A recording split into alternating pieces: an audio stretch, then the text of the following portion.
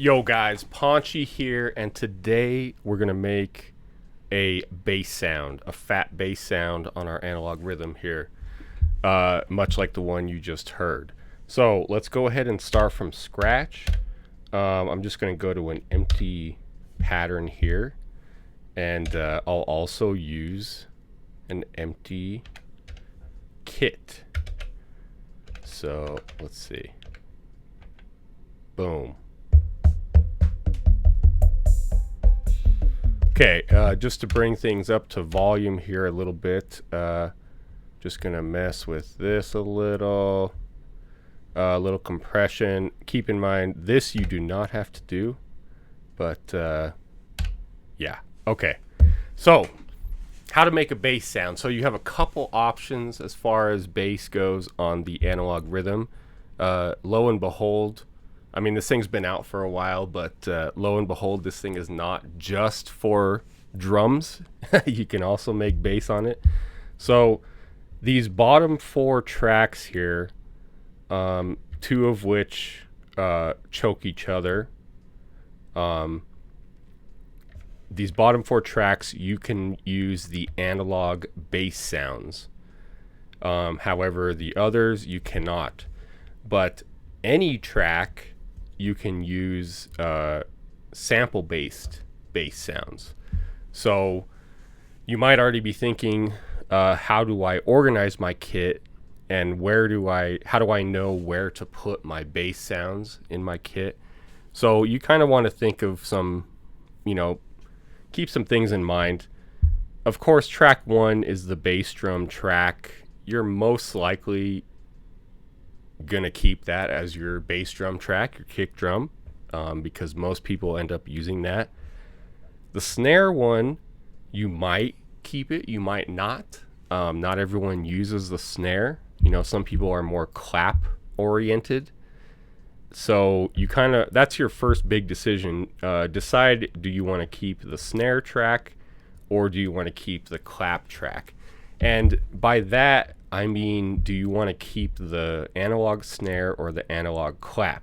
Because again, you can use any sample on any track. So you could put your snare up here, you could put your snare here, clap here, whatever it may be. But keep in mind that the analog snare track is reserved for this track. Same with the clap here, same with the rim shot, and so on. So that's my big main decision at first. Do I want to keep the snare? Do I want to keep the clap? So in this instance, I'll keep the clap. So let's go ahead and use the snare track for the bass. So we're going to go over here, double tap the source menu here, and that brings up all the available machines for that track. Keep in mind, you can also use, like how, for example, this is the snare track, you can also use the bass machines on this one, bass drum machines. So keep that in mind. But here are the synth tracks. You have a dual VCO, you have side chip, side raw. For this example, we're going to use the dual VCO. So go ahead and select that. Right here on the E encoder, these are your oscillator configurations. And you have 79 of them. So really all that means is this is every possible combination of oscillators that you can get on this dual VCO track. Keep in mind, it's called dual VCO because you are using dual voltage controlled oscillators. So basically the idea here is just kind of find a combination of the two that you really like. So in this case, I believe I've used 17 for the other ones. And so if you press that, you'll already have some sound. Make sure your level is up if you're not getting any sound. But I mean, being as we started from default, you should get that sound right away. Check your sample menu, and if that volume level is up, which it should be by default, go ahead and just turn it down because we're not going to use the sample menu at all. So anyway, back to the source menu here. So we have some different options. We have tuning, we have detuning, which we're going to utilize, and then you have decay for each individual oscillator. You have bend down here, negative bend as well as positive, and then you have balance between the two oscillators. So we're going to go ahead and start by tuning down here. So a little trick you can use is function, and when you turn the knobs, it'll go down by octaves. So that's kind of a quick way.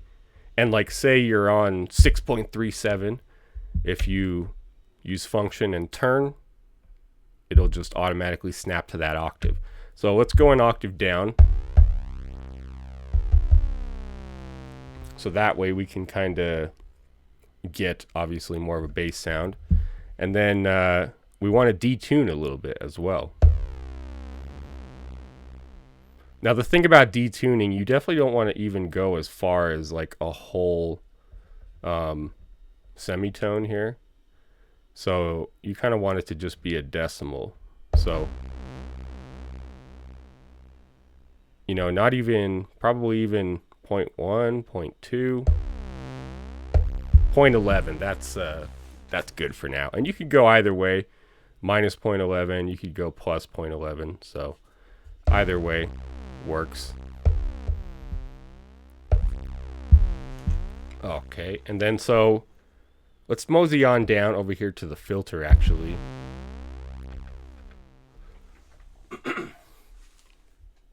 And let's go ahead and turn the filter down a little bit. But we also want to utilize the envelope depth.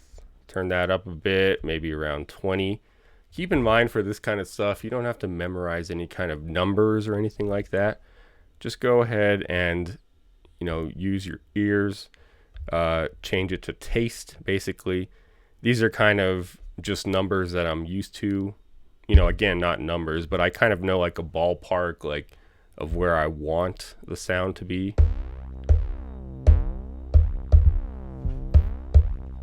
That's starting to sound a little better to my ears. So you can adjust your filter accordingly. Real quick, we're going to mosey over to the amp section. Now this is kind of, I like to adjust this to taste.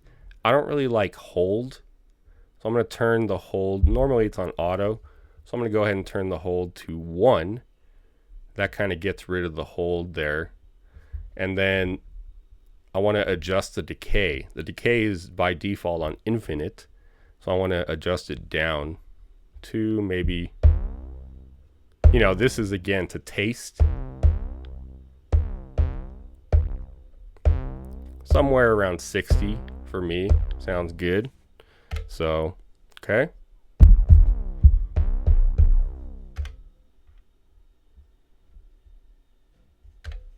Now back to the source menu. So detune we messed with a little bit. The decay here, I don't really have to mess with this as much.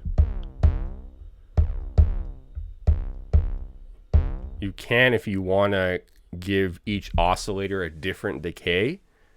But for me, I'm going to kind of keep them the same and then just utilize the decay from the amp menu. So, okay. Balance, you can also use this to kind of check what each oscillator sounds like.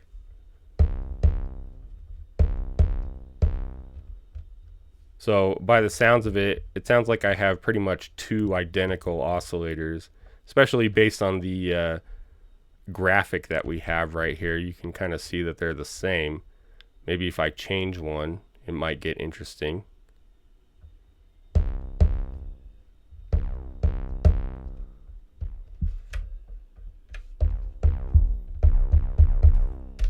Let's test it out.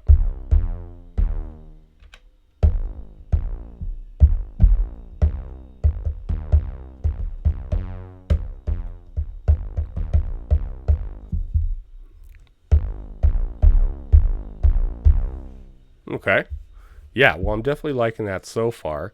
So let's test it out in context. You know, the best thing you can do is to kind of hear how it sounds in a song or in a pattern. So let's go over here. Let's just you know, do the 4 on the floor for now.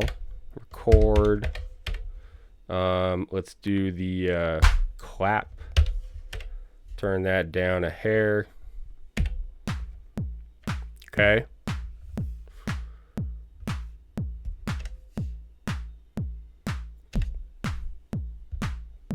All right. So now, to me, now that we have a sound, one of the quickest ways to make a quick bass line is to actually utilize the Euclidean. I'm not going to go into how it's used normally, or like all the different settings in it and stuff, but I'm just going to use it to make something here real quick. Boom, there we go. We already have something that sounds cool.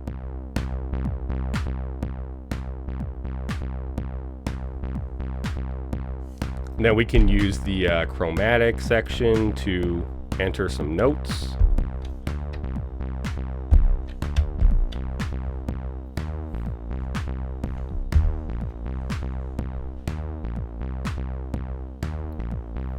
Okay, now we can adjust our sound accordingly, being as it's looping over and over. So you may have heard in the example at the beginning, it was kind of an acid kind of bass sound. It was kind of a TB303 kind of bass sound. So if you want to utilize something like that, go ahead and give it a bunch of resonance.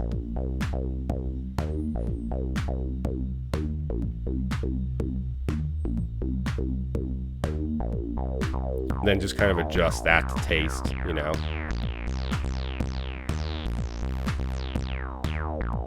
Adjust your envelope depth a little bit.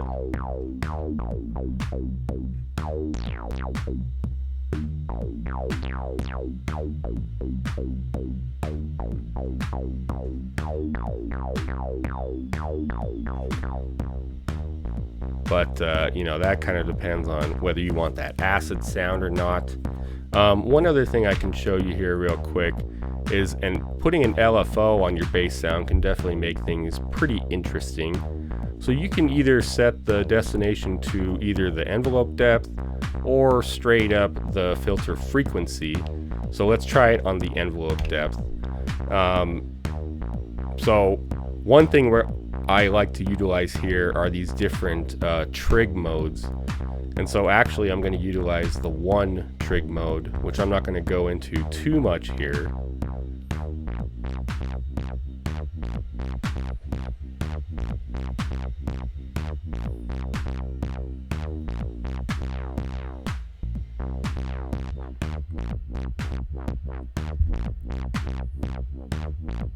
But you can kind of use the different modes to kind of get different flavors out of your LFOs, basically, because they all affect how the LFO triggers, basically.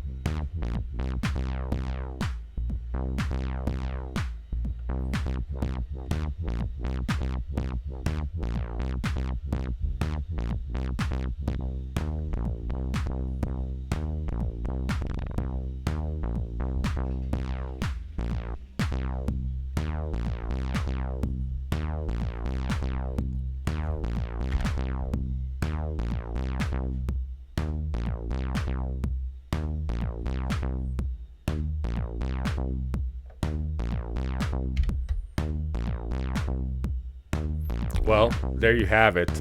You know, that's probably the simplest I can get as far as bass sounds. I mean, there's a couple more parameters you can mess with here if you want.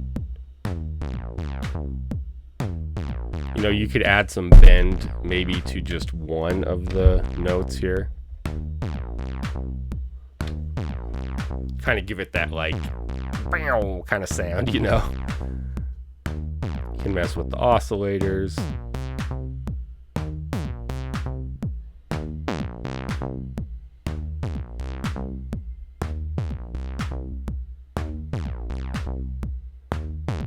You can add, you know, some slide.